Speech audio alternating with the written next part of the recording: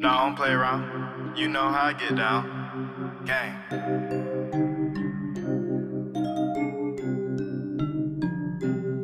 Let's go. No, I don't play around.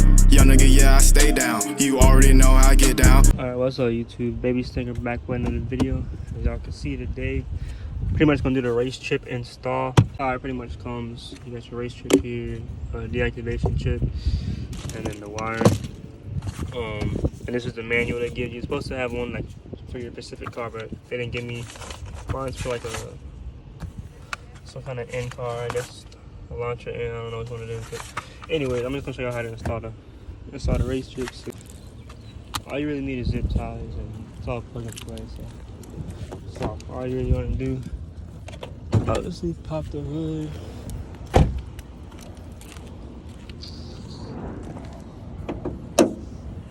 Everything we're gonna be doing is under this engine cover, so just pop that off. Hopefully it's not too hot. I know the car. So I'm gonna just explain it in simple terms. It's labeled here. You got A, B, C connectors. So pretty much you're gonna take your A cable and plug it into here. This is the first step. You unplug the boost pressure sensor, which is located here. So boom. So unplug this. Just push it down, pull it out, pull it to the side, and then put the cable A. It's labeled A. It's orange tip side. Just plug it in here. Same spot. It'll snap into place. Mine's a little broken, but snap into place. And then you'll get that second cord connected to that cable. And just plug it into the one you just took out, the blue one. Pretty simple. Plug that into here. I'm trying to do it with one hand, it's a little complicated, but yeah, plug it into there. Boom. Boost pressure sensor is located here. There. Second.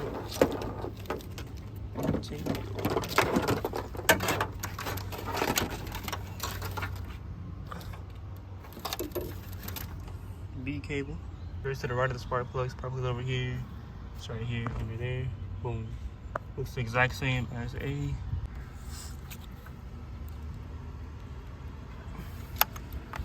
It might not come out as easy as mine do. I kind of took mine out a couple times. So this is the B connection.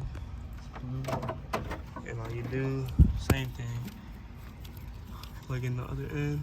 So yeah, plug it into this one, and then take the little other end of the B connection and put it back in there.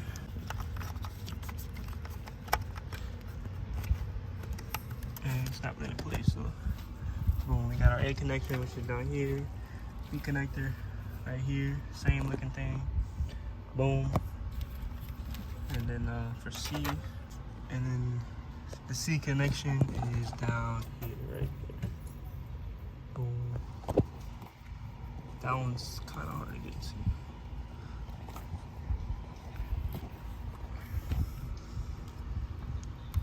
Boom. That's the C connection over there. It's like black and green. And same thing. Same thing as before. Plug this in. Plug the black in here. Alright, so this one is a little bit more complicated to get to. I probably can't even show you because my hand's gonna be in the way. But yeah, you just plug it in there. And that's all it is. Yeah, that's it, man. Just make sure none of the next any moving parts, everything's firm down. I kind of have it just wired down here. And I have the Racechip tucked on the side here. And like I said, if I ever want to have to disconnect the Racechip, you just pull this purple thing, take the Racechip out, the activation chip. So I'm just gonna cut off the ends of the zip tie. That's all it for the install. Everything is tucked and secure. Racechip over here on the right hand side. So yeah, like I said, the first cable, which is the A, is down here. B cable is right here. The original spot is gonna be right here.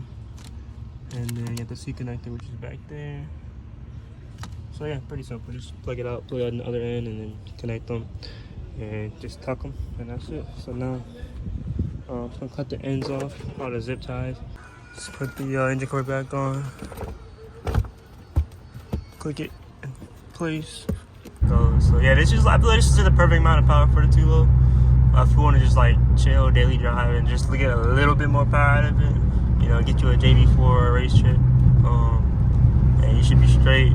I don't really see no reason to fully tune in the 2.0 to like that potential. If you want to do that, just get the 3.3. But just for like just normal, when you're driving the stuff, you already got 2.0. You want a little bit more speed, go ahead and get a Racechip or JB4. Definitely won't regret it. It just puts that perfect power amount, I feel like, for this car.